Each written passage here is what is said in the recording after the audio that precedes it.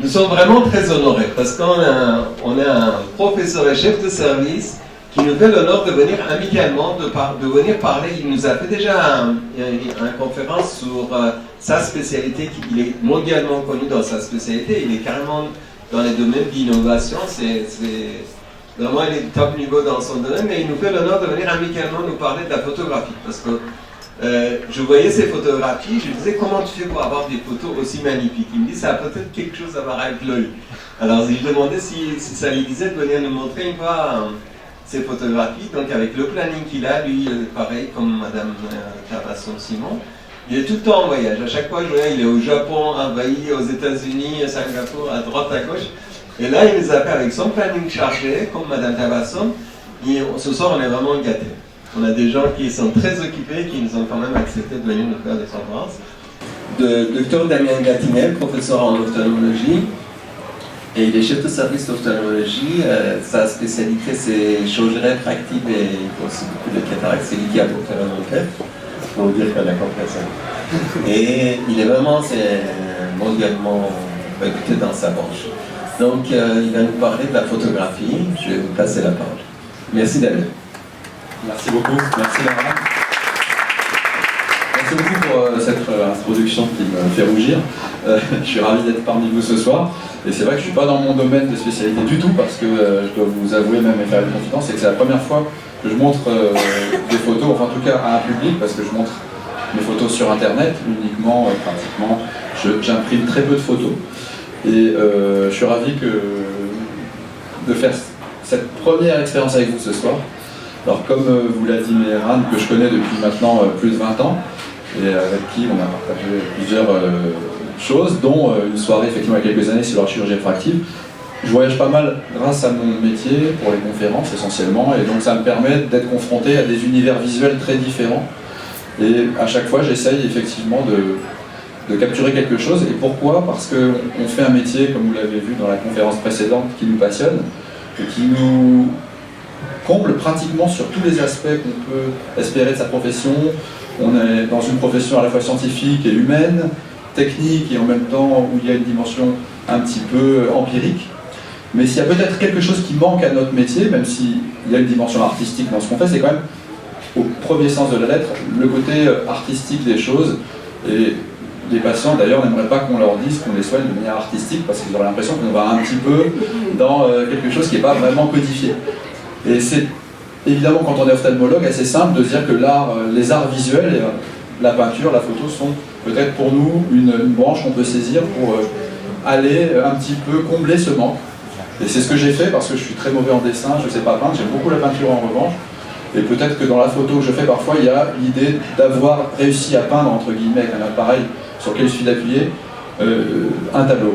Alors, la première photo que j'ai mise en couverture, on me voit ici, j'ai pris une photo où il y a un reflet, et vous verrez que j'aime bien cette technique, parce qu'aussi il y a quelque chose d'optique dans ce que j'aime en photo, c'est jouer avec la lumière, comme tous les photographes évidemment, mais en particulier jouer avec la géométrie des choses et de la lumière. Alors, je ne vais pas beaucoup vous montrer d'images comme celle-ci, ça c'est une image que j'ai quand même mis en premier parce que c'est Paris, et parce qu'on est probablement quelque part ici, vous voyez, je ne sais pas si c'est un pointeur laser, mais ça doit être peut-être ça, je ne sais pas, non, peu importe. Et on est quelque part en haut à gauche de l'image. J'avais pris cette photo d'un cockpit d'avion en revenant d'un congrès justement, et c'était le matin à l'aube, et vous voyez une sorte de lueur bleutée qui nimbe Paris et que je trouvais assez jolie, avec comme ça en ombre pratiquement chinoise tous les monuments principaux de la capitale.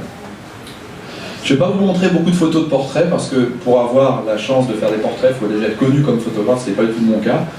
Et il faut aussi que les gens posent, et s'il y a un pays où on a la chance d'avoir des gens qui posent très facilement, c'est l'Inde, et en plus ils ont souvent des expressions assez intense dans le regard. Bien sûr, la photographie c'est l'œil, mais aussi prendre le regard des gens en photo.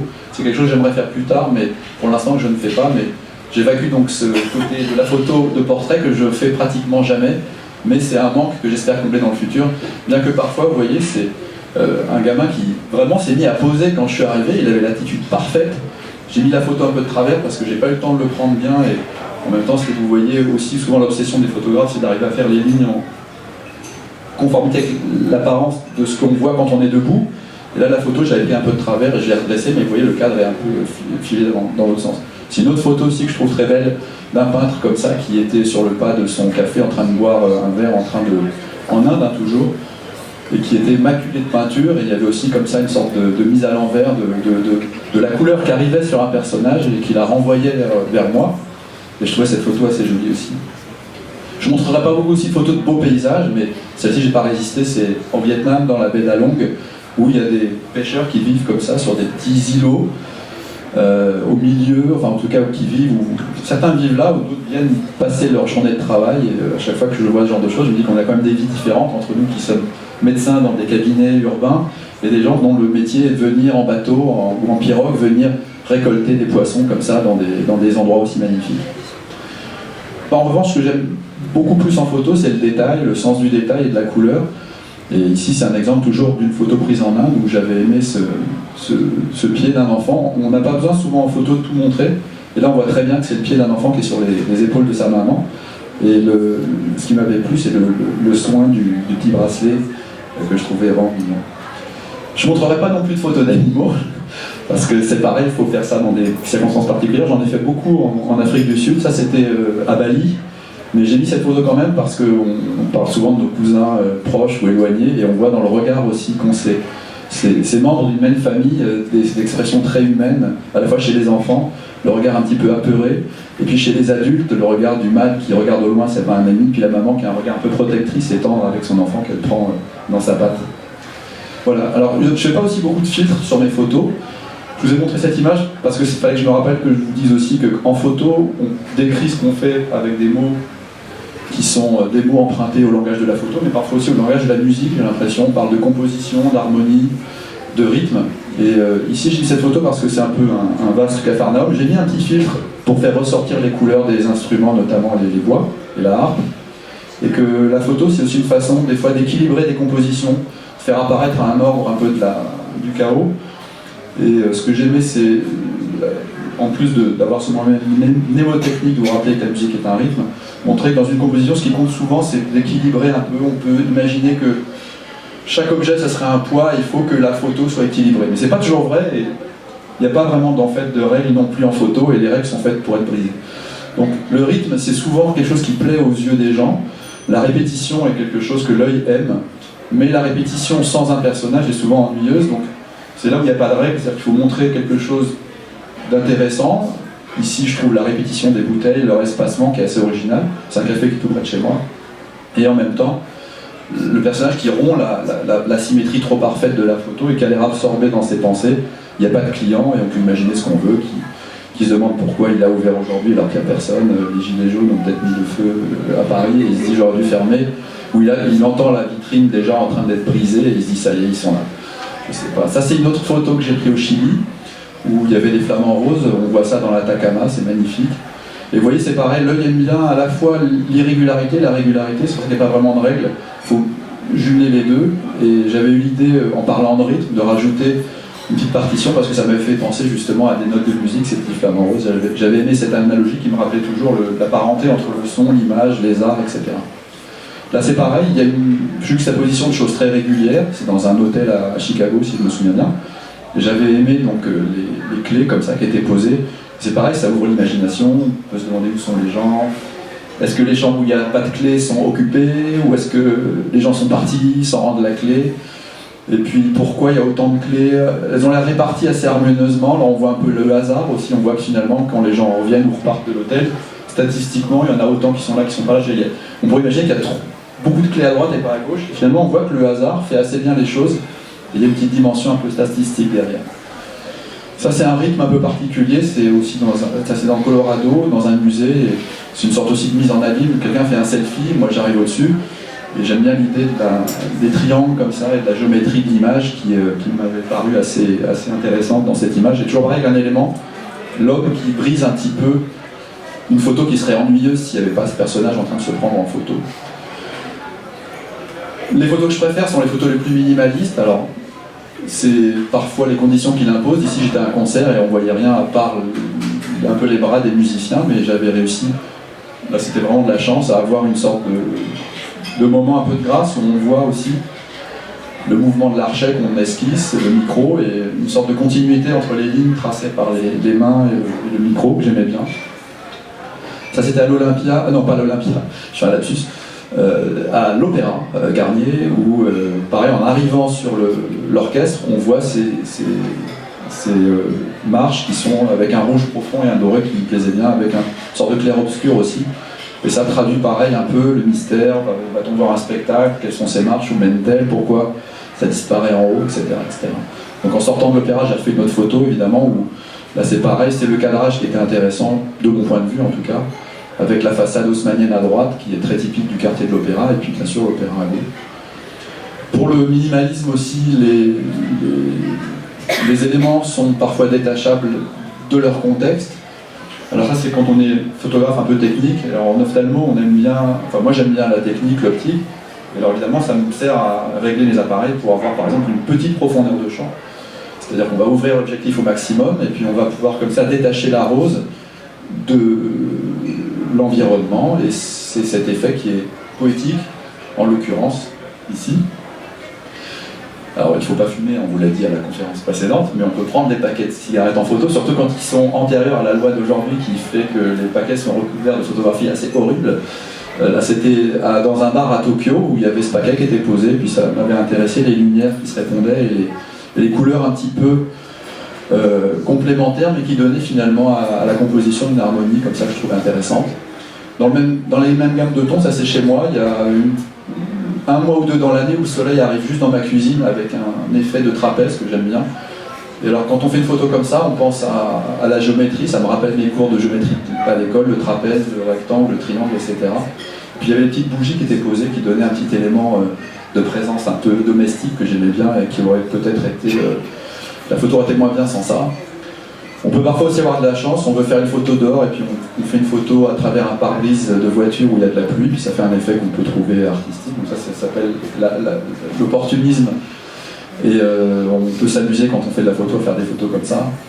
Ici, par exemple, c'était à Bali, il y avait un tas de briques aussi qui étaient posées sur un chantier. Et comme le fond était un temple vert que tout le monde prenait en photo, je me suis dit, moi je vais prendre le tas de briques en photo. Les touristes, je leur laisse le temple. Et finalement, bien sûr j'ai fait ça volontairement, mais j'aimais bien la lumière du soleil qui se reflétait. Alors je dois dire que ça ne rend pas forcément aussi bien, malheureusement, que sur un écran d'ordinateur ou sur du papier, avec le projecteur, mais vous avez l'idée du rouge et du vert qui contrastent. Et la rétine aime bien les oppositions de contraste colorimétriques. Et c'est pour ça que c'est des photos qui peuvent fonctionner, enfin chez les gens qui aiment les couleurs, parce qu'il y a cette vibration entre le rouge et le vert qui est souvent, pour l'œil, un peu excitante. A l'inverse, on peut parfois aussi s'amuser dans Paris quand il a plu à prendre des reflets de néon sur le pavé. Là c'est pareil, on mélange la répétition, l'œil aime bien les lignes qui se répètent et en même temps l'aléa, un peu l'aléatoire qui aussi intéresse parce que quand c'est trop régulier, évidemment il n'y a pas d'information derrière ça. Là c'est dans un avion aussi, là ce qui m'avait intéressé c'était le minimalisme de la composition, mais c'était surtout le fait que quand on est au sol on voit le ciel vu d'en bas et on regarde vers le haut. Et là j'étais au-dessus des nuages donc j'y regardais de dessus, mais je me suis dit je vais les regarder comme s'il était à nouveau sur Terre. Donc j'ai retourné l'image, mais ça donne pas le même effet parce que ce qui est étonnant c'est que les nuages sont quand même là par rapport à l'horizon positionnés de manière assez bizarre et on voit jamais ça quand on est vraiment sur Terre, même si on voit aussi les nuages par en dessous. Sauf que là j'étais au-dessus, vous avez compris l'idée. Là c'était dans une salle désaffectée, puis là évidemment vous avez tout ce que la photo peut évidemment, quand elle est évidemment faite de manière très... Il n'y a aucune originalité, mais enfin c'est juste pour montrer encore une fois la répétition. Et puis l'élément discordant, évidemment, je ne sais pas besoin de vous expliquer que c'est le blouson bleu qui a été abandonné par quelqu'un ici et qui donne à la photo son intérêt. S'il n'y avait pas le blouson, il y aurait beaucoup moins d'intérêt à faire ce genre de cliché. Ça c'est à Chicago aussi, un building qui sort de l'ombre comme ça. Alors, on retrouve toujours les mêmes éléments un petit peu, enfin de mon point de vue, il y a un côté graphique, puis il y a un côté clair-obscur avec une répétition des fenêtres qui invite aussi à la méditation, pas à la méditation mais plutôt à sollicite l'imagination. Est-ce que c'est un hôtel, des appartements, qui vit derrière? Il y a un peintre que j'aime bien qui s'appelle Hopper, vous connaissez certainement, qui a peint des scènes comme ça, et, avec un peu des éléments vides, urbains, américains. Et souvent j'aime ça. Comment j'ai fait la photo? C'était le matin, j'étais dans un hôtel en face et c'était très tôt le matin. Et vous savez, pour ceux qui vont aux États-Unis, on se lève très tôt parce qu'on est décalé dans notre biorhythme, donc on se lève souvent à 3-4 heures du matin et on ne sait pas quoi faire. Alors, on voit ça de sa fenêtre, on se dit tiens c'est joli parce qu'il y a une ombre qui ne va pas durer très longtemps et il faut vite aller prendre son appareil photo. parce que c'est l'ombre de, je sais plus, cette ombre était originale, j'aimais bien, ça dessinait comme ça une sorte de motif un peu étrange sur le building. Là c'est un peu la même chose aussi. L'intérêt de la photo pour moi là c'est la répétition, puis le cadre un petit peu oblique qui donne un peu un aspect peinture contemporaine, Vasarely, etc., etc. Là c'est pareil, tout est dans le léger tilt, la bascule de la photo, et puis le côté fenêtre où on devine des éléments de la vie quotidienne mais où il n'y a personne. Mais c'est encore une fois des choses qui ont été explorées bien sûr par plein de photographes, de peintres, mais que j'aime bien aussi explorer moi-même.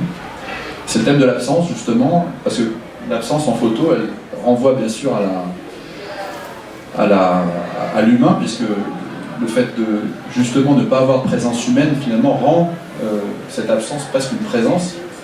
Surtout quand on voit des éléments de la vie quotidienne. Ça c'est une photo que j'ai prise en face de la Fondation Rothschild, à Mathurin-Moreau, avec un angle de lumière qui était intéressant puisqu'il faisait un petit peu une ombre portée sur le grillage. Et le fait que l'arbre devant aussi soit un élément qui vient un peu rompre la monotonie d'un paysage urbain et ramène un peu une sorte d'organicité à la photo, qui par ailleurs est encore une fois une photo d'une façade un peu vide. Ça, c'est une photo que j'ai prise à New York, que j'aime beaucoup, c'est une photo que je préfère que j'ai prise dans la salle de bain de l'hôtel où j'étais. Et non, j'ai pas prémédité, mais je suis arrivé, j'ai vu ça, j'ai dit ça c'est vraiment New York. Et puis il y avait un truc qui me plaisait bien, c'était la photo, le petit point bleu qu'on voit pas bien, mais la fenêtre bleue comme ça, qui ressortait bleue sur le cliché. La baignoire, les baignoires encore une fois qui suggèrent l'absence mais la présence en même temps, parce qu'il y a des baignoires pour des invités, mais les invités visiblement ne sont pas là. Et la vision qu'on voit à travers la fenêtre, c'est une vision un petit peu comme ça, un peu austère, un peu triste. Et c'est pas du tout l'image de New York qu'on peut avoir de Broadway, de Times Square, mais c'est en même temps un vrai New York quand on connaît la ville, et il y a ce côté un petit peu parfois un petit peu sombre. Là aussi, j'aime bien prendre les distributeurs de monnaie, parce que c'est des endroits qui sont visités d'une manière très, on va dire, utilitaire. Il n'y a absolument aucune poésie à faire un retrait d'argent. Mais on peut trouver parfois que ces endroits finalement sont des sortes de hubs où les êtres humains viennent pour des besoins bien précis. Et je pourrais prendre aussi, ça serait équivalent pour moi si je prenais des urinoirs par exemple. Il est là pour un besoin bien précis. C'est pas quelque chose qu'on prend d'habitude en photo, mais il suffit qu'il y ait une lumière un peu comme ça, un mur un peu sale, et ça devient, enfin de mon point de vue en tout cas, un petit peu intéressant. Ça, c'est une photo que j'ai prise avec mon ami au restaurant il n'y a pas longtemps, juste dans la rue d'à côté. C'est un restaurant que je vous recommande, qui s'appelle Kyomitsu. On mange du japonais excellent, juste à un bloc d'ici. Et donc, ce qui m'intéressait, c'est pareil, la notion d'absence, de présence, les lignes, le graphisme, le côté japonisant. Et puis toutes les stries qui se renvoient les unes les autres et qui intéressent l'œil. Là, je fais un travail un petit peu de mouvement balayant dans cette image. Là, c'était dans le Colorado. Pareil, c'est une image qui renvoie à l'absence de la personne qui est là pour essayer ses bottes, mais il est parti sûrement, il n'a pas mis de Stetson, on ne sait pas, mais puis il y avait une belle lumière oblique et puis une sorte pareil, de contraste entre les formes un peu organiques des chapeaux et puis les chaussures et puis les lignes un peu directes de l'étagère. Alors évidemment, l'absence, c'est la présence. Alors ça, c'est une photo que j'ai prise en Iran, au palais du Golestan, où j'ai eu la chance d'aller il y a quelques années pour un congrès aussi. Et là, c'est pareil. Vous voyez, la photo à l'époque, c'est-à-dire qu'il y a un petit moment, donc j'avais pas un très bon appareil, mais j'ai trouvé que c'était intéressant de prendre la photo avec un garde qui surveillait le temple à ce moment-là, parce que ça donne aussi un relief à la photo. Si c'était aussi aux États-Unis, et on dirait presque un dessin de bande dessinée, mais c'était vraiment quelqu'un. Alors j'avais repéré cette photo avant et j'ai dû attendre que quelqu'un vienne au balcon.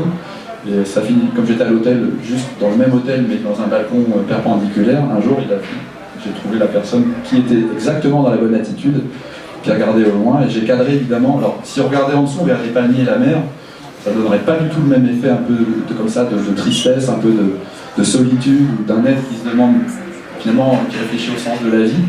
Mais évidemment, là, le photographe, il ment, parce que si je dis que c'est à Hawaï, à Honolulu que j'ai pris cette photo, ça vous donne maintenant une autre. J'aurais dû vous dire que c'était, je sais pas moi, à Détroit ou à Hong Kong, n'importe où, mais non, c'était à Hawaï. D'ailleurs, c'est toujours à Hawaï aussi, là c'est pareil, il y a une petite personne comme ça qui est au milieu et qui a l'air de contempler l'océan avec une image un peu plus carte postale. Là, c'était en France, en Aquitaine, on voit aussi deux personnages, j'aime bien la pureté de l'image, l'écume, et puis le couple comme ça qui marche et qui a l'air un petit peu suspendu dans l'éternité. Là c'est pareil, un marcheur qui arrive, et puis alors là il faut préparer la photo parce qu'il faut que le marcheur soit bien à l'intersection des lignes. Alors on bouge, et le gars qui marche en face, qui est tout seul et qui voit un autre gars à 100 mètres qui se contorsionne, qui fait comme ça, se dit mais qu'est-ce qui se passe? Pourquoi il me prend en photo? Qu'est-ce que j'ai? Et quand il vous croise, il fait un petit pas de côté en disant ce mec-là est un peu bizarre. Mais c'est juste pour faire une photo qui est bien cadrée avec un graphisme et une géométrie, moi qui me plaît. Et puis parfois, là à l'inverse, j'ai voulu complètement changer les règles et j'ai mis les personnages tout en bas à gauche pour mieux souligner finalement le fait que l'être humain, sa position dans l'univers, on pourra en parler bien sûr, est toujours relative aux éléments, à la dimension. Et ça c'est le choix du photographe de montrer tout à coup un couple comme ça, presque écrasé par le ciel et les éléments et voilà. Là pareil, ça c'était Hawaï à nouveau. On voit un cadrage un peu particulier, mais ça m'intéressait de prendre ce côté aussi très décentré, puis de montrer les stries de l'océan que je trouvais graphiques et qui renvoyaient un peu aux stries des palmiers, avec le personnage comme ça qui était là pour aussi rendre la photo un peu plus intéressante. Bon là c'est une photo plus classique, avec on a des effets parfois avec le soleil comme ça, avec les appareils numériques qui est artificiellement grossi, et puis un effet un peu minimaliste comme ça que j'aime bien. Toujours pareil, la répétition, le côté un petit peu graphique des choses. Là c'est une autre photo que j'ai prise il n'y a pas longtemps, où si vous voyez l'image, donc c'est à Chicago toujours, et on voit un personnage tout seul chez lui qui, je ne sais pas ce qu'il faisait d'ailleurs, mais on le voit à droite, dans un aspect un peu où le photographe se sent voyeur là, dans ce cas-là, parce que d'habitude je ne vois pas ce qui se passe chez les gens, mais là je voyais assez bien ce qui se passait chez lui. Et donc j'ai quand même pris la photo, mais j'avais l'impression de la prendre un petit peu comme une photo volée. Mais j'aimais beaucoup le côté ville, comme ça, mégalopole, avec un élément qui a l'air finalement assez gros, et là ça contraste avec le fait qu'on peut penser qu'on est perdu dans une ville comme ça. Et finalement le personnage, quand on en a pris conscience dans la photo, on n'arrête pas de le regarder, et finalement il prend plus d'importance peut-être que la ville. Son appartement devient un peu plus important que tout le reste de la ville. Et c'est ça que j'aimais dans cette photo. Là c'est pareil quand on voyage beaucoup, ceux d'entre vous font des convers, on arrive toujours dans des hôtels un peu lugubres avec des moquettes dont le goût est douteux, surtout aux États-Unis. Bon, celle-là je vous laisse l'apprécier. Mais il y avait une jolie silhouette comme ça qui marchait avec un petit trolley. Alors là c'est pareil, il faut attendre que la personne soit bien dans le cadre pour qu'au moment où on déclenche, on ait une parfaite délinéation de la silhouette. S'il avait été un peu à gauche, un peu à droite, ça n'aurait pas fonctionné comme ça. J'aime bien les néons un peu blafards aussi des hôtels comme ça. En photo il y a les perspectives. Alors là c'est une photo très classique, j'ai juste pris, ça c'était au Chili, dans la vallée de la Patience, avec un petit clin d'œil, toujours une mise en abîme où il y a écrit qu'effectivement il est censé sortir son appareil photo parce que ça va être de beaux paysages, et c'est vrai. On n'a pas besoin d'aller au Chili, parfois il suffit d'aller dans Paris. Ici c'était juste les nuages qui étaient intéressants, une perspective. Vous voyez, ça fait comme un cœur, le trou dans le ciel, là, si on regarde bien. Donc c'était un petit peu romantique, poétique, j'ai bien aimé le prendre, mais on le voit moins bien sur la photo qu'on le voyait en vrai. Dans les aéroports aussi, ça c'est à Roissy, on a toujours des photos que j'aime bien faire, des perspectives comme ça, avec des personnages qui ont l'air un petit peu suspendus, un peu étranges, on ne sait pas ce qu'ils font, pourquoi ils sont là. Et là évidemment lui il marchait, mais j'ai voulu volontairement le prendre comme s'il ne marchait pas, et j'ai fait plusieurs photos. Et à un moment, on a la photo où les pieds sont parallèles, on a l'impression que le personnage il est figé comme ça. Là on voit par contre que c'est quelqu'un qui va rentrer dans l'avion, et il y a une sorte de... Là je me renvoyais à moi-même, des fois on n'a pas envie de partir, on baisse la tête comme ça, on est crevé, on a bossé toute la journée, on prend un avion à 23h pour aller au bout du monde, et on se dit qu'est-ce que je fous là, pourquoi je suis parti, je serais mieux d'être resté chez moi, etc. etc. Là c'était au Metropolitan à New York, c'est pareil, il y avait un personnage qui montait tout seul l'escalier, je trouvais qu'il y avait un graphisme joli des marches qui avait un reflet bleu, et pareil, il y a toujours l'opposition des contrastes, des couleurs, etc. etc. Ça c'est au jardin du Luxembourg, avec aussi la perspective, le graphisme, et puis les lignes comme ça de fuite qui vont vers le Sénat, et puis les chaises qui sont assez graphiques au Luxembourg. J'aime beaucoup prendre des chaises, j'en prends plein, parce que quand il y a la chance, surtout en ce moment, là c'est le moment d'y aller, là c'est le matin, on voit l'ombre de la chaise portée, et ça c'est un truc que j'aime bien prendre, les chaises en photo. D'ailleurs vous voyez à l'aéroport aussi, j'aime bien les chaises, c'est très graphique. Puis là c'est à l'aéroport de Singapour, il y a une moquette assez particulière. J'ai mis la photo en noir et blanc parce qu'en couleur elle est vraiment chargée, mais il y a un côté graphique assez intéressant. On se croirait déjà dans l'avion pratiquement quand on regarde au-dessus. Ça c'est toujours au Luxembourg, par une perspective avec un personnage qui marche sur des feuilles. Ça c'est en Chine, là j'ai attendu longtemps avant de faire cette photo. Alors l'effet il est fait de telle sorte qu'il y a un reflet qui soit bien centré.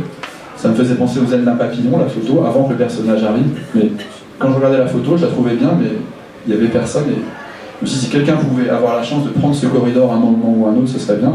Donc j'ai posé le téléphone par terre, et c'est pour ça qu'on a le reflet du sol en fait. Oui, il y a la plainte là, donc je suis vraiment posé par terre. À ce moment-là, on attend que le personnage arrive, et quand il arrive, on prend quelques photos, en espérant vraiment qu'il va bien se détacher sur le fond clair. Et puis là, ça a fonctionné. Et j'aime bien aussi l'opposition des couleurs entre le rouge un peu vif, un peu chinois, et le sol. Ça, c'était au Chili, à Valparaiso. Ce qui m'a plu dans cette photo, c'était pareil, la perspective, la rue, et le fait que la personne ait une attitude, parce qu'elle porte une valise un peu déséquilibrée. Et quand j'ai regardé la photo, j'ai tout de suite pensé que ça pouvait évoquer une marionnette dont les fils seraient les poteaux, enfin les câbles qui viennent des photos. Et on pourrait imaginer que l'appareil, en fait, c'est une sorte de personnage disloqué qui serait finalement tenu en équilibre par les fils des câbles électriques qui sont tendus un peu partout dans cette ville. Ça, c'est encore au Luxembourg. Là, j'ai vraiment eu de la chance ce jour-là parce que j'aime beaucoup cette photo aussi. C'est un gamin qui joue au ballon. Et ils étaient plusieurs, et à un moment le ballon est sorti et son partenaire est parti chercher le ballon, et lui, comme le ballon était vraiment loin, le gamin s'est assis. Et là j'ai eu juste le temps de prendre la photo, et bon, on dirait une photo un petit peu classique du vieux Paris. Mais parfois on a de la chance comme ça d'arriver au bon moment, au bon endroit, et de prendre une photo qui a un côté très graphique, très symétrique, avec un enfant qui a la bonne attitude, et puis derrière la majesté du Sénat à Paris. Ça, pour arriver sur les perspectives, et comme je vous disais, les reflets que j'aime bien. Alors ici, il y a un effet de reflet qui est celui d'une flaque d'eau, mais j'ai pas. Ici, j'ai peut-être inversé l'image, je sais pas. Donc les reflets, c'est quelque chose qui m'intéresse beaucoup parce que c'est le trajet de la lumière tel qu'on ne l'attend pas, et en même temps qui obéit à des lois très géométriques qui font que évidemment la lumière va en ligne droite, elle rebondit avec des angles qu'on peut prédire par des lois assez simples en géométrie. Alors le photographe, là, c'est le travail d'exploiter les reflets. Et ici, j'avais emmené ma fille à son cours de poney. Et il y avait une lumière qui était parfaite, et je me suis positionné de manière à ce qu'à un moment ou un autre, elle ait ce reflet, et ça fait une photo un peu classique, un petit peu, presque on dirait un peintre classique du 18e, un petit peu, mais avec cette ombre aussi que j'aime beaucoup, et la lumière rasante qui illumine les crins de la crinière du cheval. Puis le côté justement où on voit le monde sous deux angles, et ça renvoie aussi à ce qu'est la photo, qui est une sorte de vision subjective du monde. Mais là, on a à la fois la chance de pouvoir voir le dos du personnage de face, avec bien sûr le parti pris du photographe, qui est bien sûr de faire des photos comme ça. Parfois, on a des reflets un peu étranges, ça c'était à la Philharmonie, et donc la personne, son ombre se reflétait. On peut utiliser les reflets pour faire des photos un peu surréalistes, que j'aime bien aussi, avec des personnages qui ont l'air un peu fantomatiques, qui ont l'air posés, on dirait un collage, et ça renvoie un peu à l'art moderne, etc., etc. Ça c'était à New York. Alors là, vous vous demandez si c'est un effet de filtre, pas du tout. Si vous regardez le bas de la photo, on voit en fait le reflet, enfin c'est pas le reflet justement, on voit le monde réel, et j'ai pris la flaque d'eau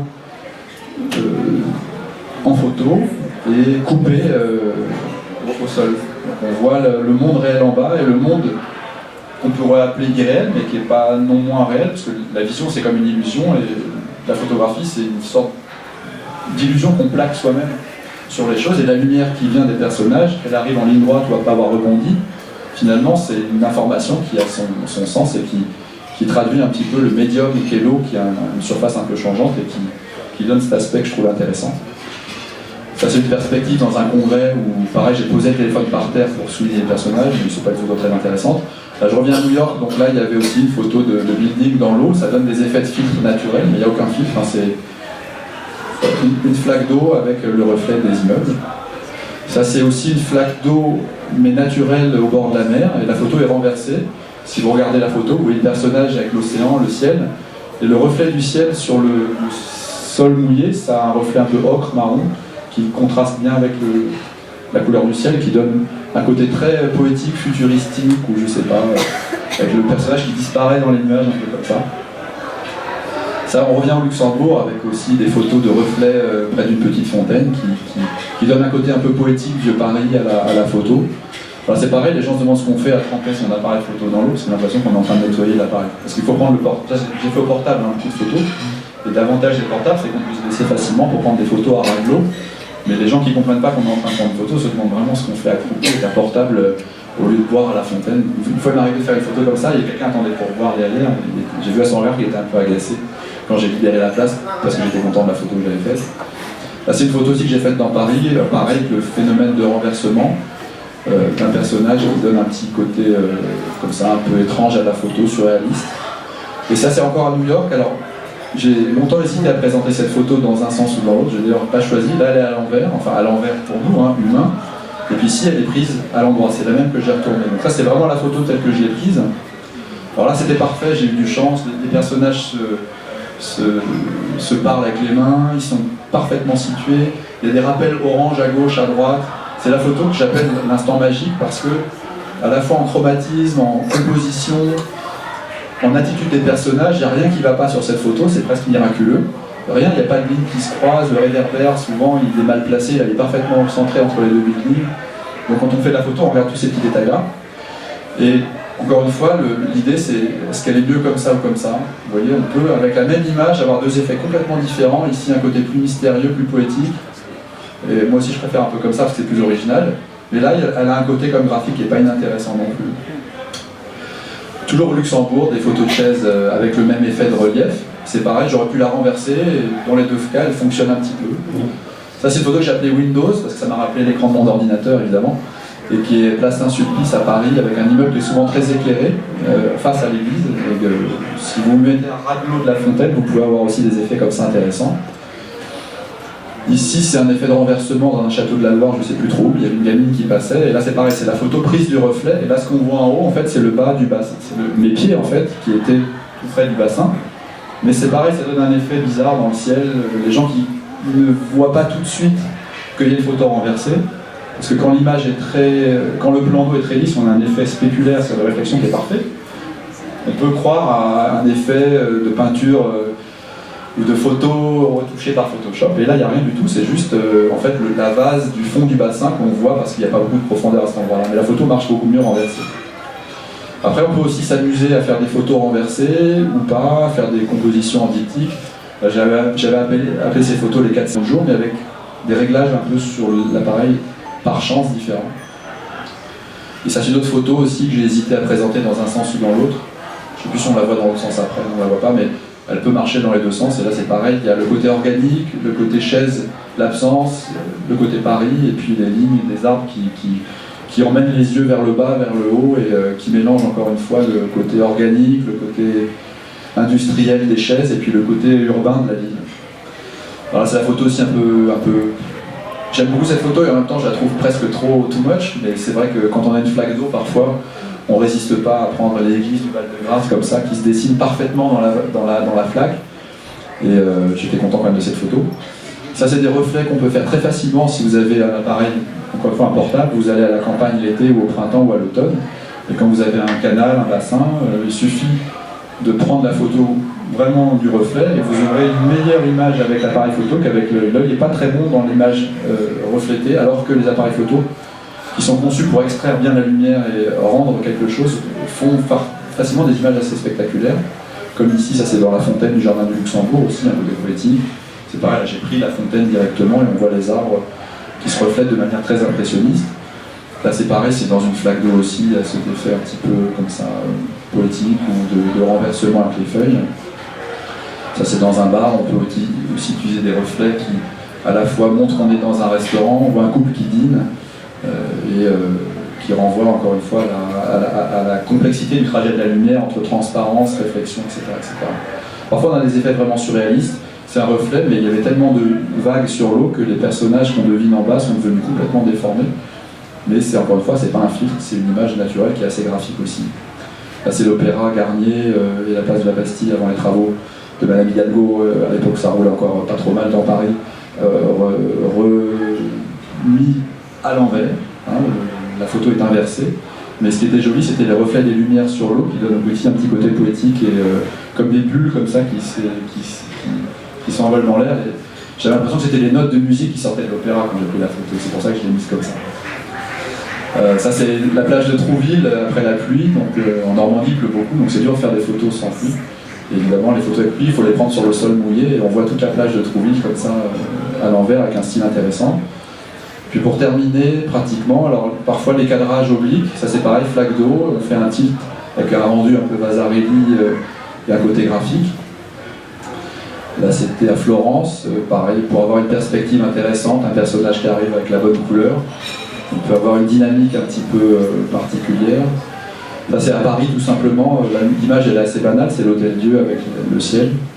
Mais le fait de la prendre comme ça donne un côté un peu étrange à l'image. Pareil, là, c'est les quais de Paris, vous voyez. J'aurais bien aimé qu'il y ait un personnage, mais il faisait froid et j'en avais marre d'attendre. J'ai pris la photo. J'aurais bien aimé un petit patineur, ou je sais pas, un vélo, n'importe quoi, un chien, un chat. Il n'y avait personne qui est venu ce jour-là. Là, c'est encore un aéroport où, pareil, la perspective déstabilise l'image un petit peu et donne un côté accentué aux perspectives. Puis les fameuses chaises, où là j'ai carrément essayé de faire comme si c'était des chaises, l'ombre des chaises qui étaient là où on devait s'asseoir et les vraies chaises qui étaient les ombres. Bon, ça fonctionne plus ou moins, mais il y a le petit côté note de musique aussi, répétition et distorsion des images. Tout ça pour vous dire qu'en fait, la vision c'est vraiment une illusion et l'optique impose parfois des choses qui sont pas forcément fausses, mais qui sont une façon de voir le monde différente selon la manière dont on le voit et dont on le prend en photo. Les cadrages c'est très important, hein, donc ça c'est une vision de la Tour Eiffel où j'ai volontairement très légèrement décentré la Tour Eiffel parce que trop centré ça aurait été pénible, je pense à l'image, mais c'est un choix. Là à New York c'est pareil, j'avais envie de prendre le ciel et puis le building comme ça un peu décentré. Là c'est pareil, on joue avec les profondeurs, on isole un building de New York qui en principe n'a pas cet aspect aussi découpé, mais il n'y a pas de trucage, j'ai rien enlevé du tout. Et puis il y a le drapeau qui a juste la bonne forme avec le vent et qui semble pointer vers le Flatiron Building, pour ceux qui connaissent New York. Ça, je crois que c'était ma fille en vacances aussi, j'ai trouvé qu'elle ressemblait à un petit coquillage vu dessus. Donc je l'ai pris en photo, là c'est pour montrer parfois l'intérêt à vraiment centrer les images. Et puis après, il y avait un petit enfant à qui je faisais visiblement peur, qui n'était pas très en confiance avec moi. Et donc j'ai un peu, pour augmenter la tension dans la photo, je l'ai volontairement décentré de l'image.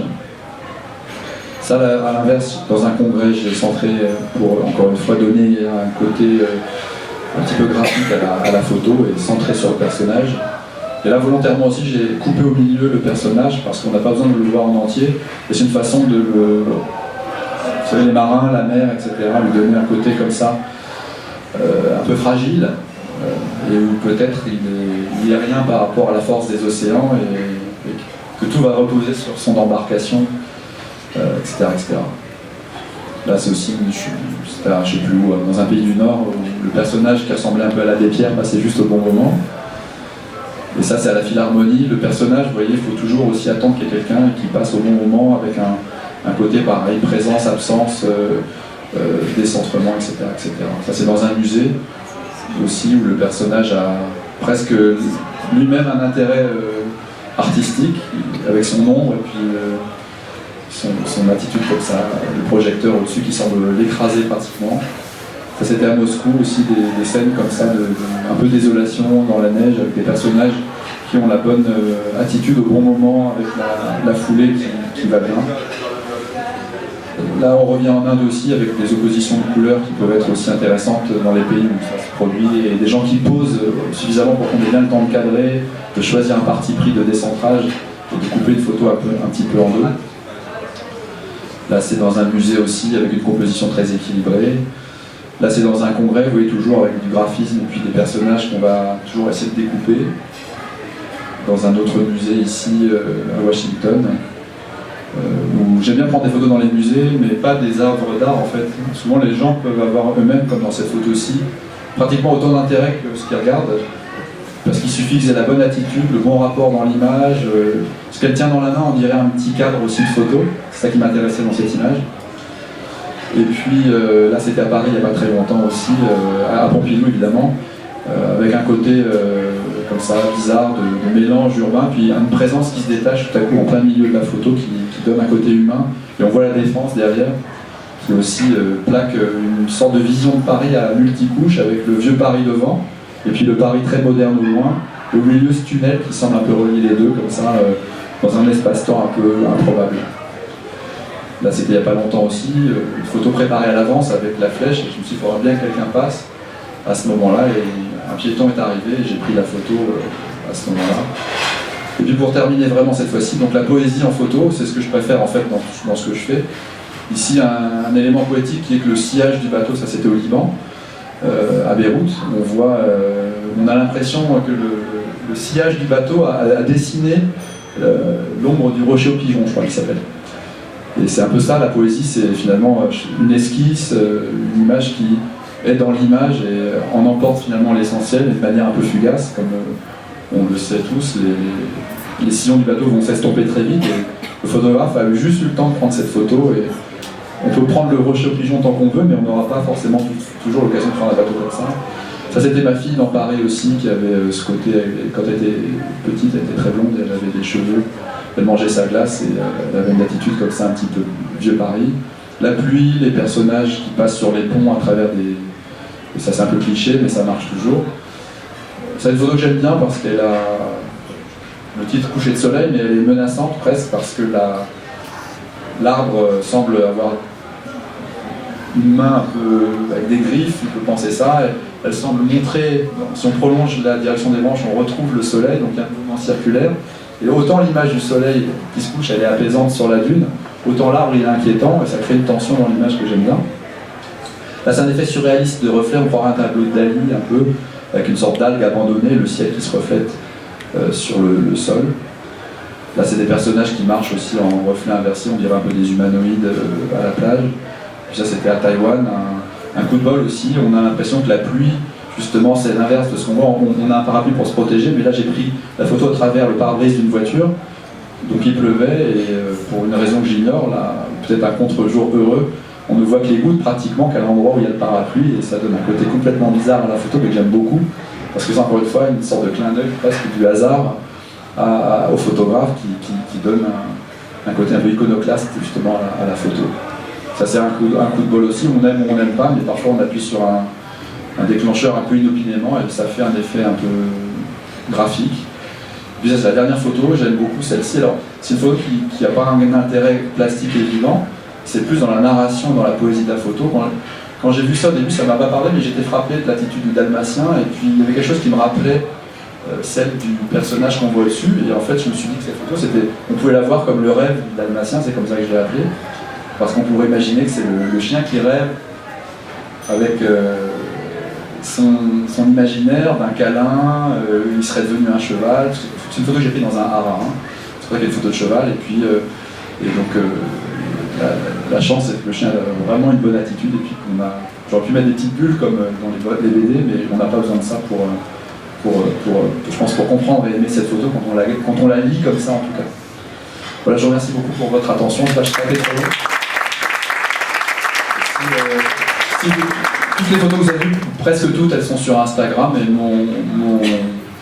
mon nickname, si vous voulez, c'est pas mon nom, on doit me trouver, mais c'est Made in Gelatine. Si vous êtes observateur, c'est un anagramme de mon nom et la gélatine, c'était quelque chose qu'on utilisait dans les pellicules photo à l'époque, on utilisait de l'argentique. Donc c'est un petit clin d'œil à la photo aussi. Voilà, je vous remercie beaucoup. Merci Damien. Je vais te demander une question.